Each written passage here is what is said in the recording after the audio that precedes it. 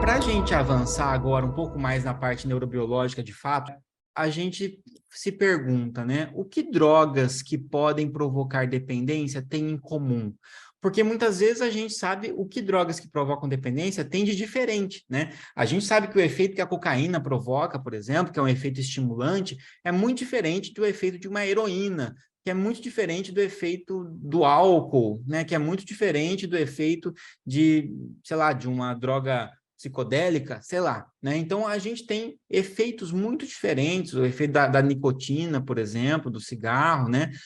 Então, a gente sabe que os mecanismos de ação, que é o que a gente vai estudar a partir de outras aulas que a gente vai fazer nesse mesmo tema, né? Mas o mecanismo de ação de cada droga é diverso, mas se todas elas têm algum potencial de provocar dependência, elas devem ter algo em comum. E o que será que elas têm em comum? É isso que a gente vai conversar um pouco, que a gente vai dar uma grande ênfase, que tem a ver com o sistema de recompensa cerebral, sistema dopaminérgico de recompensa. Então, quando a gente vai falar sobre neurobiologia da recompensa, não foram os primeiros pesquisadores a trabalhar com isso, mas foram os que trouxeram mais avanço nessa área do sistema dopaminérgico, né? A gente tem aí dois pesquisadores que se tornaram famosos nesse experimento, chamados James Olds e Peter Milner. E o que esses pesquisadores primeiro repararam é que pesquisadores que vieram antes deles tinham feito alguns experimentos, por exemplo, com macacos, né, e opioides, mostrando que os macacos podiam se tornar dependentes de opioides a ponto de executarem tarefas para ganhar opioides. Então, eles faziam qualquer tarefa ali que era, né, demandado deles para receber em troca, por exemplo, opioides.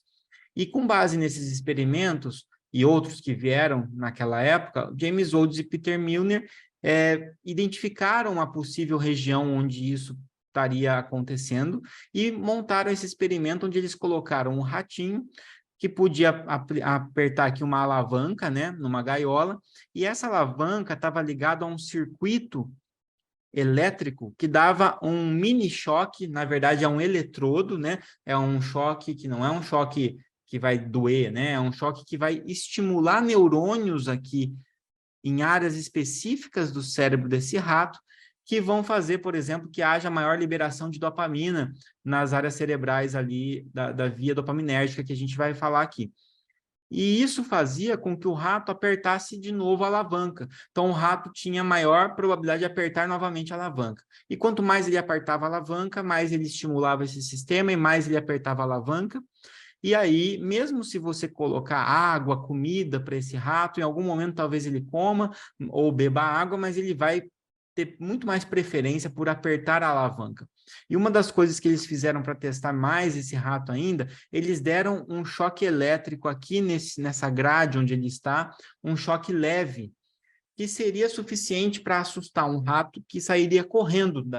Veja que tem um buraquinho para ele poder correr para uma outra sala aqui, uma gaiola anexa, né? E um choque leve não era suficiente, por exemplo, para que ele saísse correndo. O rato levava o choque e preferia levar o choque e ficar perto da alavanca para continuar apertando. E se você dá um choque forte, esse rato sai correndo. E se fosse um rato que não tivesse submetido a esse sistema, um rato na sua forma basal ali, ele levaria um choque pesado, ele fugiria e ele teria tido uma experiência tão aversiva aqui que faria com que ele não retornasse tão cedo para essa sala. Mas esse rato aqui leva um choque forte, sai e ele volta. Imediatamente ele corre de volta para continuar apertando a alavanca, né? E isso traz alguma similaridade quando a gente fala sobre a dependência química, porque afinal de contas, né, muitas vezes a gente tolerando um efeito negativo, que é levar um choque leve, mesmo assim para continuar usufruindo desse efeito, e ao mesmo tempo levando um choque pesado, quer dizer, uma consequência negativa que supera o benefício, ainda assim ele prefere voltar e continuar apertando, que tem a ver um pouco com aquilo que a gente falou sobre consequências negativas superam o prazer, mas mesmo assim o indivíduo continua usando a substância. Então, é muito parecido com o que acontece com esse rato. E aqui a gente está falando de um animal, né, que tem um córtex muito menos desenvolvido, um córtex pré-frontal muito menos desenvolvido, né? E que não tem possibilidade de um sistema reflexivo, né, de pensar sobre o que está acontecendo, né, da forma que a gente consegue fazer, de se expressar e de buscar ajuda, né, e etc. Então, mas ao mesmo tempo ele mantém, e nós mantemos também evolutivamente um sistema límbico, um sistema reativo de recompensa muito parecido com o desses animais ainda. Então, por isso que a gente conseguiu fazer esse paralelo, né, da neurobiologia da recompensa, tá? E qual foi essa área cerebral que foi identificada para poder ter esse aumento, né, dessa motivação e dessa recompensa? Então, a área que foi identificada foi esse sistema mesolímbico de recompensa cerebral, que é uma via dopaminérgica, uma via de dopamina que sai aqui da chamada área tegmental ventral, está escrito aqui como VTA, e são neurônios que se projetam para o chamado núcleo accumbens, né? Que é uma área aqui mais do sistema límbico, tá? Então, a gente tem aqui a liberação de dopamina nessa área, e a liberação de dopamina nessa área está relacionada, o aumento de liberação de dopamina nessa área está relacionada com reforço, com recompensa. Então, situações nas quais nós temos esse aumento de recompensa, por exemplo, se eu estou com fome e me alimento, se eu estou com sede, bebo água, se eu trabalho muito e no fim do mês eu recebo um salário compatível com o meu trabalho, se eu me dedico a uma corrida, uma competição e ganho essa competição, se eu recebo um elogio, né, por algo que eu consegui fazer, tudo isso funciona, né? Ou se eu encontro uma pessoa que é muito agradável e eu tenho um momento muito gostoso ao lado dessa pessoa, tudo isso favorece a liberação de dopamina nessa área, o que sinaliza para o cérebro, é um marcador, que esse aumento de dopamina ali é um marcador de recompensa. Então, é um marcador de motivação, é algo que avisa para o cérebro que, ó, vale a pena repetir essa experiência, tá? Nós vamos falar isso um pouquinho melhor adiante. Só que a quantidade de dopamina que é liberada nessas áreas é uma quantidade fisiológica que funciona como um marcador, né, de fato, para que a gente repita isso, principalmente no contexto evolutivo, para a sobrevivência individual e da espécie. Então, por exemplo, me alimentar, beber água para sobreviver, e o sexo também vai ativar essas áreas por causa da manutenção evolutiva da espécie, né? Mas outras situações para nós acabam funcionando da mesma forma, e isso envolve, então, o que pode ser chamado aqui de uma situação que o Stahl traz como um raio aqui, seria como se fosse, né, um barato, né? Ele traduz como barato natural, né? Então, ganhei a competição, fiquei feliz, isso é reforçador, né? Ganhei um jogo aqui de carta, apostei no poker e ganhei, isso é reforçador, né?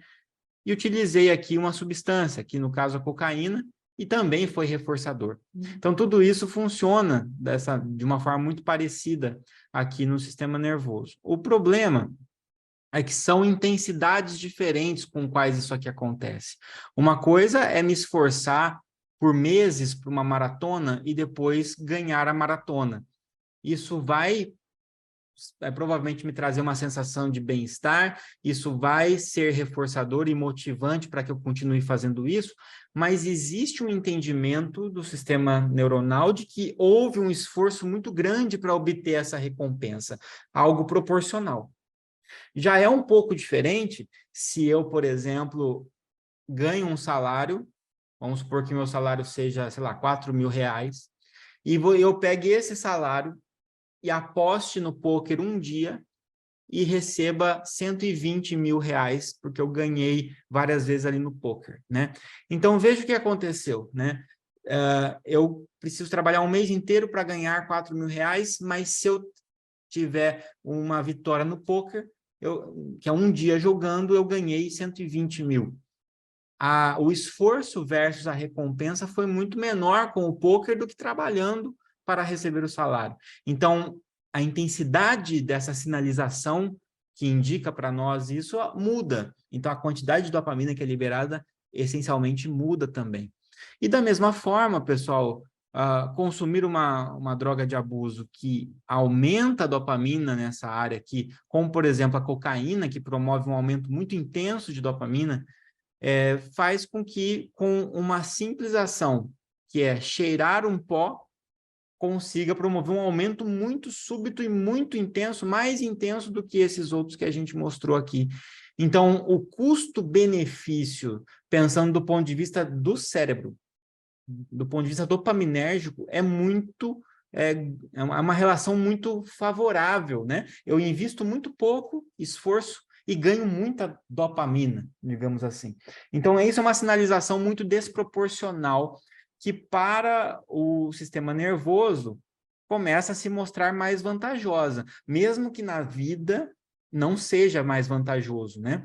Mas para o sistema nervoso é mais vantajoso. O sistema nervoso, ele entende que é mais vantajoso, por isso ele vai entender como muito mais reforçador essa situação do que essa situação, né, por exemplo. Então, a gente tem aqui uma questão muito importante. Aqui vocês estão vendo uma tabela onde tem algumas drogas e a sua respectiva probabilidade de desenvolver dependência após iniciar o uso.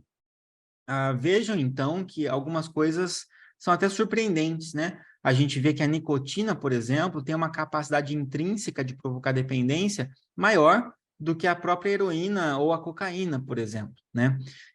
Isso é muito interessante porque não é o que parece quando a gente vai ter um senso comum a respeito disso, né?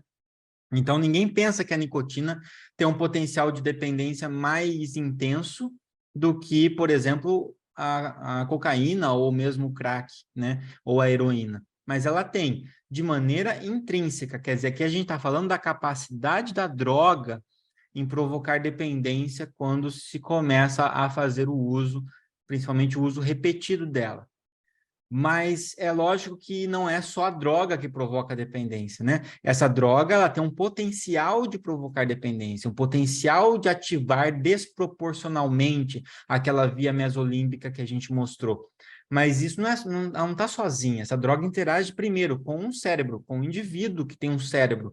Então, um sistema nervoso que é diferente. Tem pessoas que têm, por mais que seja o mesmo sistema nervoso em essência, existem variações, né? Variações neurobiológicas, variações de circuitos neuronais, vulnerabilidades genéticas que estão ali, variabilidades individuais, né? Então, tem toda essa questão da própria neurobiologia, que varia de indivíduo para indivíduo, fazendo com que alguns sejam mais suscetíveis que outros.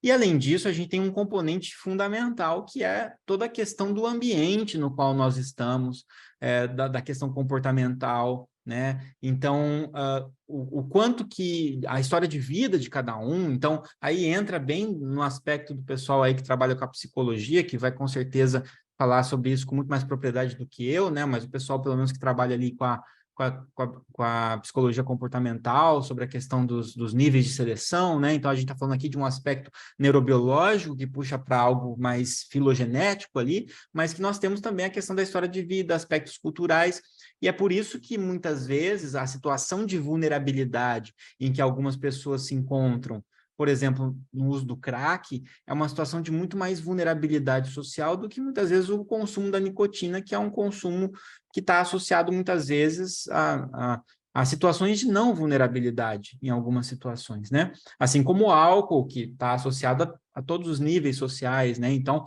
existe uma facilidade maior ou menor, ou uma vulnerabilidade maior ou menor, dependente de uma série de outros fatores, tá? O que a gente está focando aqui hoje é principalmente na neurobiologia, mas é importante que a gente saiba que não se restringe à neurobiologia. Eu vou voltar a falar um pouquinho disso em breve também, tá?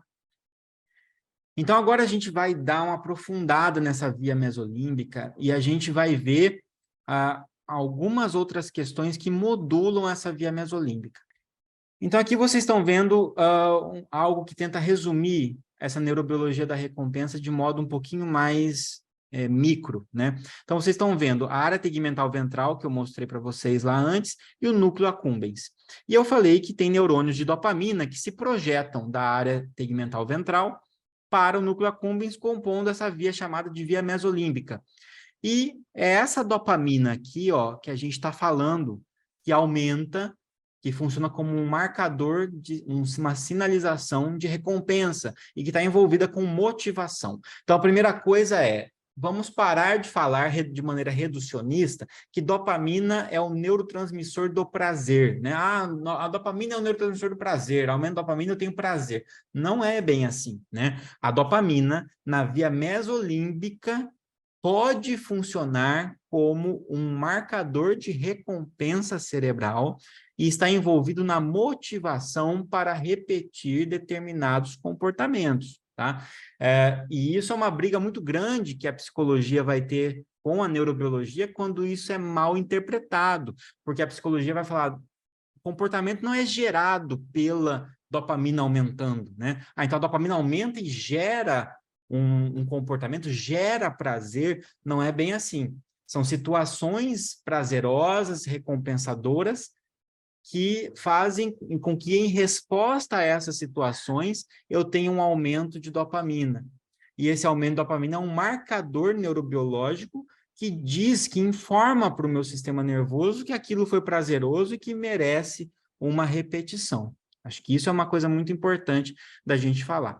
E notem, pessoal, que esse neurônio, né, ele se projeta para o núcleo accumbens liberando dopamina, mas também existe projeções para a amígdala cerebral liberando dopamina aqui também. Então, situações prazerosas, né, ou situações recompensatórias, elas vão aumentar a dopamina no núcleo accumbens e vão aumentar a dopamina na amígdala, que é uma região que está envolvida com tomadas de decisão, tanto aversivas quanto positivas, né? E que vão estar envolvido com aprendizado também. Então, aqui existe uma informação. Olha, essa situação foi recompensadora e eu sei que foi recompensadora, a amígdala sabe disso, então existe meio que uma memória a respeito disso, e a amígdala ela vai devolver projeções também, informando o nosso cérebro de que pode ser interessante repetir essa situação se tiver oportunidade. Nós vamos falar um pouquinho disso daqui a pouquinho. A gente tem aqui outras comunicações. Vejam que neurônios que saem aqui do arqueado conseguem liberar encefalinas aqui, tanto no núcleo accumbens quanto na área tegmental ventral. O que são encefalinas? Encefalinas são opioides endógenos, né? São endorfinas, encefalinas, dinorfinas, tudo isso são opioides endógenos. Então, tem liberação de neuropeptídeos nessa área também. Eu também tenho, como eu falei para vocês, a própria amígdala, ela emite projeções para a área tegmental ventral e para o núcleo accumbens, onde existe aqui a liberação de glutamato, como vocês podem ver, tá? E glutamato é um neurotransmissor excitatório do sistema nervoso. Já as encefalinas são neuropeptídeos inibitórios do sistema nervoso. A gente tem ainda aqui, ó, deixa eu só tirar aqui para não confundir, né? Então, encefalinas inibitórios.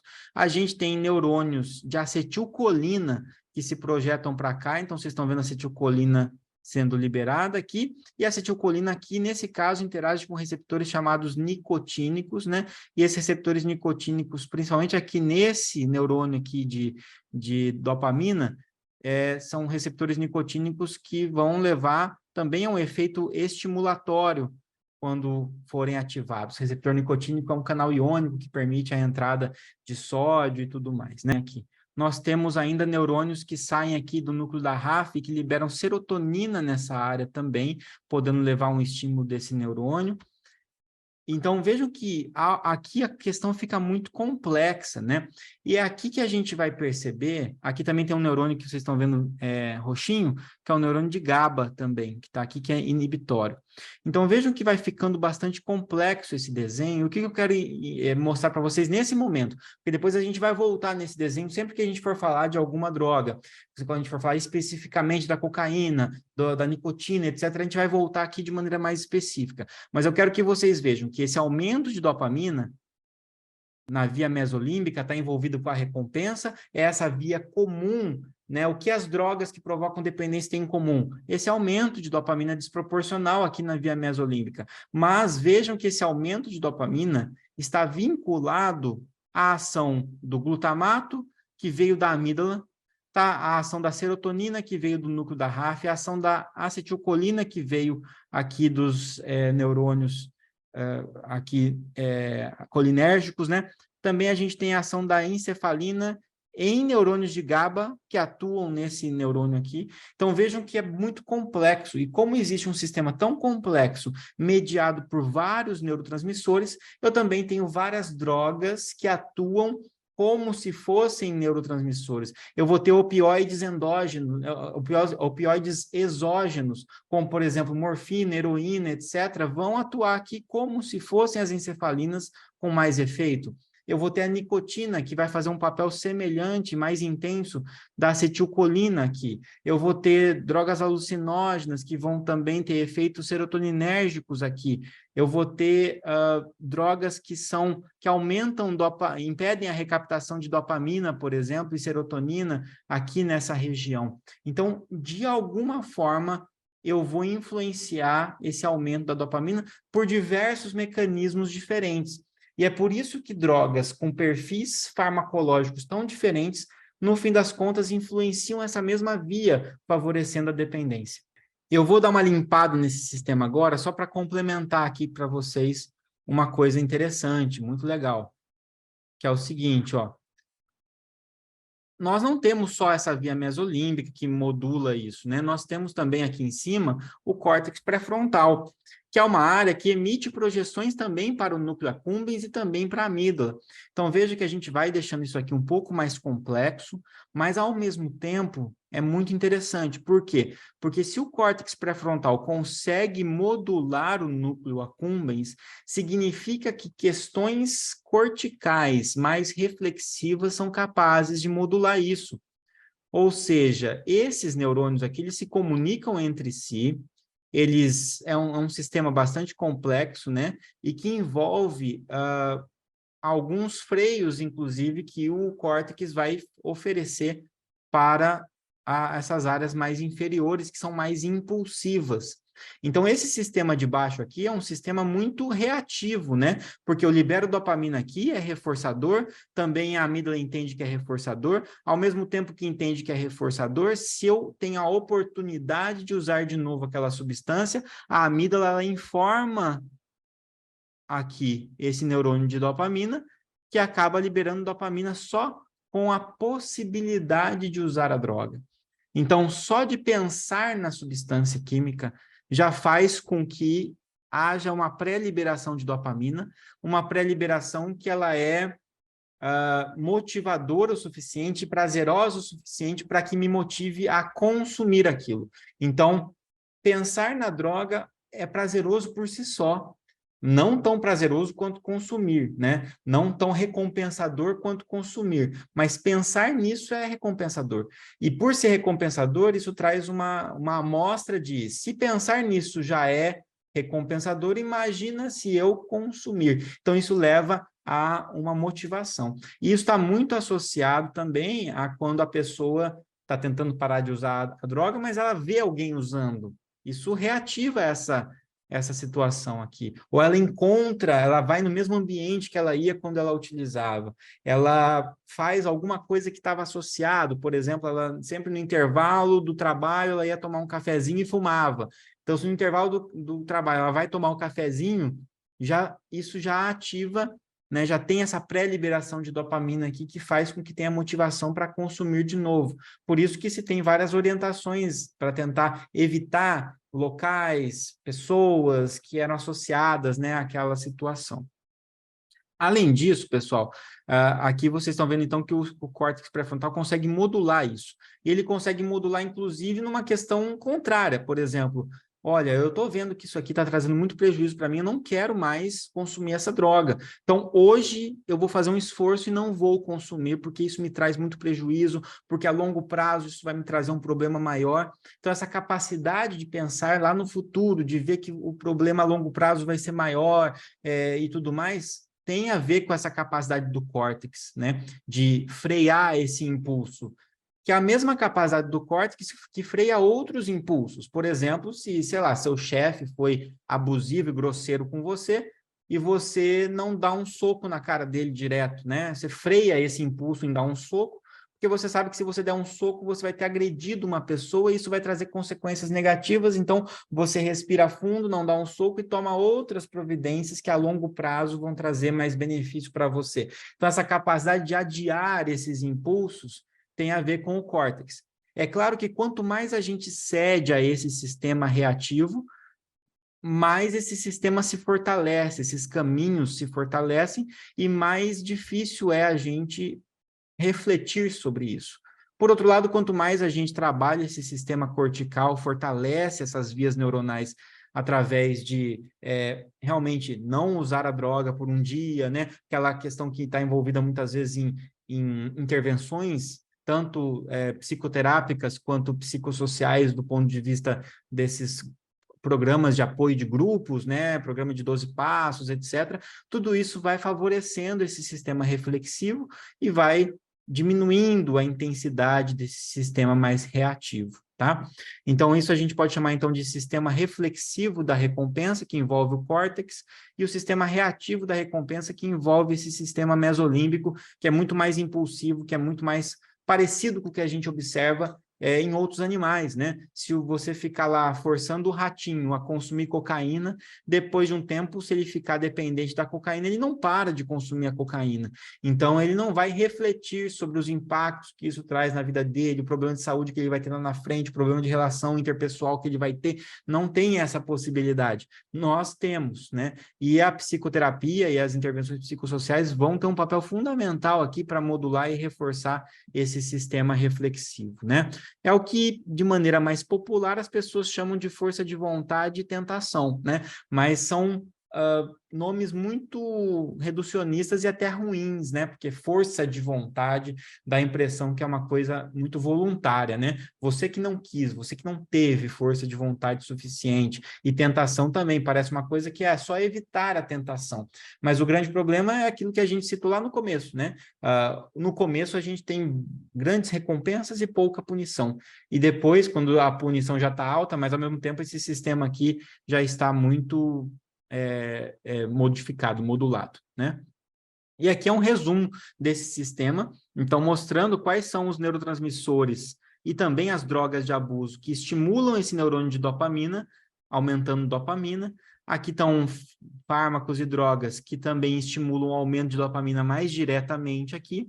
E aqui estão as substâncias inibitórias, endógenas e exógenas, que inibem o neurônio inibitório, favorecendo a liberação de dopamina, né? E essa figura está lá no capítulo do livro que eu indiquei para vocês, né, que está no material de vocês, então, agora, e tem as explicações, de novo, para quem quiser reforçar esse estudo. Só para exemplificar isso, depois eu vou voltar a trazer alguns desses mesmos famosos em outros contextos, mas uma outra pessoa que a gente pode ter um olhar para entender isso que eu acabei de falar é a Janis Joplin. Então, a Janis Joplin, uma cantora, né, muito famosa, que morreu na década de 70, na verdade, em 1970, né?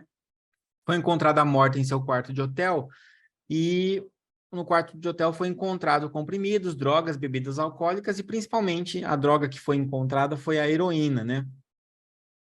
Isso acompanhado de marcas, né, de injeção no braço dela, uma marca muito recente e outras marcas bem antigas, mostrando que possivelmente ela tinha tentado parar de usar a heroína, mas ela acabou tendo uma recaída, meio parecido com o que a gente falou da Amy Winehouse, né?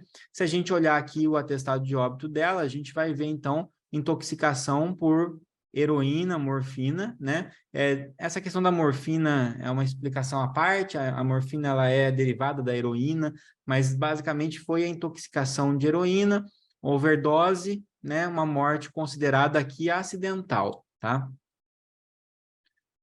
Agora, uma coisa importante da gente notar aqui também é que ela estava tentando parar de usar heroína e principalmente, ó, entre 1968 e 1969, no período de um ano, ela sofreu 6 episódios de overdose pela droga, o que mostra que ela tinha um grau de dependência muito intenso com a heroína, que é uma droga opioide, né? depressora do sistema nervoso central. Os opioides inibem neurônios, né? E aqui volta para aquilo que a gente acabou de explicar. Se opioides são inibitórios e inibem o sistema nervoso, por que que ela fica dependente de um opioide? Se o opioide é inibitório, deveria inibir neurônios, então a dopamina ficaria inibida, por exemplo. Esse é o raciocínio mais cru que a pessoa costuma pensar nesse sentido, mas hoje vocês já sabem que a questão é um pouco mais complexa que isso, né? Hoje a gente viu que os opioides, né, eles endógenos, por exemplo, eles são liberados aqui, né, nessa região, em neurônios de GABA, que a gente viu que são inibitórios, que deveriam inibir o neurônio de dopamina que libera a dopamina aqui, que é o sinalizador de recompensa. Então, se eu tenho opioides aumentados aqui, no caso, usar heroína aumenta a interação de opioides com esses receptores de maneira muito intensa, o que eu tenho é uma inibição muito intensa desses neurônios de GABA. Consequentemente, esses neurônios de GABA não vão liberar o GABA que deveriam ser liberados aqui. Esse GABA não vai inibir esse neurônio de dopamina, e esse neurônio de dopamina vai estar livre para liberar muita dopamina aqui, mostrando, então, favorecendo esse reforço, tá? Então, o que eu trouxe hoje aqui para vocês, nesse exemplo, por enquanto, da Janis Joplin, é o que fazia com que ela fosse dependente de heroína, né? Qual era o mecanismo pela qual a heroína favorece a dependência, que a gente pode estudar aqui. Depois ela acabou, nessa última overdose, ela acabou indo a óbito pelos efeitos depressores da heroína, e daí para entender isso a gente precisa entender os receptores opioides, tudo mais, e tudo isso a gente vai entender em aulas futuras, né? Hoje a gente está focando aqui naquilo que mantém a dependência do ponto de vista neurobiológico, né? O que traz a gente de volta para aquela frase do começo, quando eu falei do Stahl, né? Talvez a primeira dose de qualquer substância sempre seja a mais reforçadora, sem qualquer penalidade. Entretanto, as pessoas não costumam tomar apenas uma dose, nem realizam comportamentos satisfatórios uma única vez, né? E é o caso que vocês viram, 6 quadros de overdose em um período de 1 ano com a Janis Joplin.